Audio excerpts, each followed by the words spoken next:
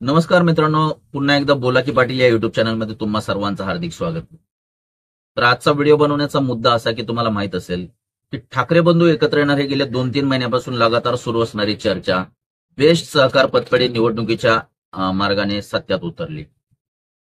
असं म्हटलं जात होतं की ठाकरे बंधू जर एकत्र आलं तर मुंबई महानगरपालिका आरामात काबीज करू शकतात. परंतु मुंबई महानगरपालिकेची लिटमस टेस्ट म्हणून ओळखल्या जाणाऱ्या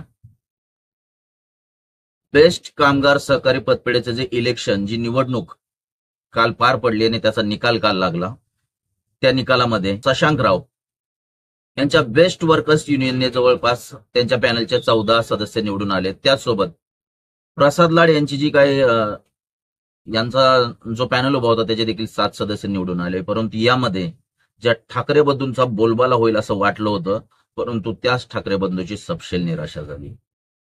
एका बाजूला असं वाटत होते की राज ठाकरे आणि उद्धव ठाकरे एकत्र आले तर मोठी क्रांती घडेल, महानगरपालिकेत देखील क्रांती घडली. परंतु जी काही मुंबई बेस्ट सहकार पतपेढी निवडणूक झाली आणि त्याचा निर्णय जो आला, त्याचा निकाल जो आला, तो शशांकराव यांच्या युनियनच्या विजयाने साकार झाला. आणि त्याचसोबत भाजपने जे सहकार पॅनल उभारलं होतं त्याच्यामध्ये भाजपच्या प्रसाद लाड यांच्या पॅनलला देखील, अर्थात त्यांना साथ प्रवीण दरेकरांची, नितेश राणेजींची, त्याचसोबत शिंदे गटाच्या किरण पावसकरांची देखील लाभली.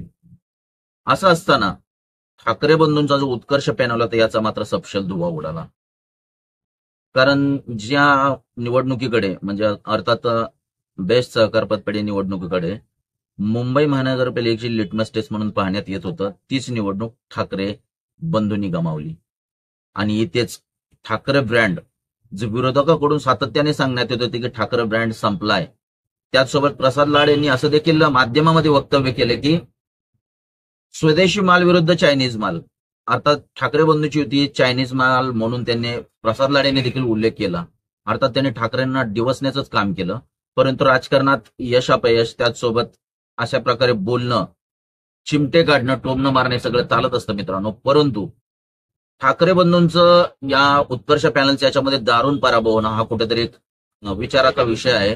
कारण येणाऱ्या महानगरपालिका आणि स्थानिक स्वराज्य संस्थेच्या निवडणुका तोंडावरती असताना ठाकरे बंधू अशा प्रकारे सपशेल अपयशी होणं नक्कीच मराठी माणसासाठी कुठेतरी धक्का मानला जात आहे. आणि ठाकरे यांचं वर्चस्व मुंबईतून संपवणं किंवा इव्हन संपलंय की संपवलं जात आहे याचाच विचार करायला लागणार आहे.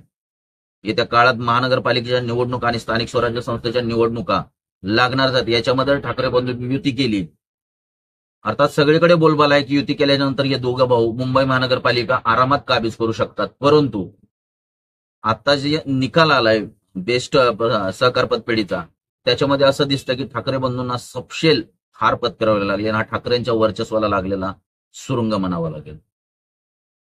ज्याप्रमाणे देवेंद्र फडणवीस खेळी करतायत ठाकरेंच्या विरोधात, साम दाम दंडभेद ही सर्व नीती अपनावून ठाकरेंना जणू काही पराजित करण्याचाच ठेका उचललाय. मग तो भाजपने असू द्या, एकनाथ शिंदेच्या शिंदे गटाने असू द्या, किंवा त्याचसोबत फडणवीसांचे शिलेदार प्रवीण दरेकर असतील किंवा प्रसाद लाडणे असू द्या.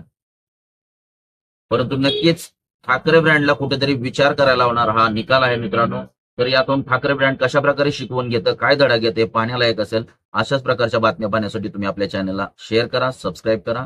धन्यवाद. जय हिंद, जय महाराष्ट्र.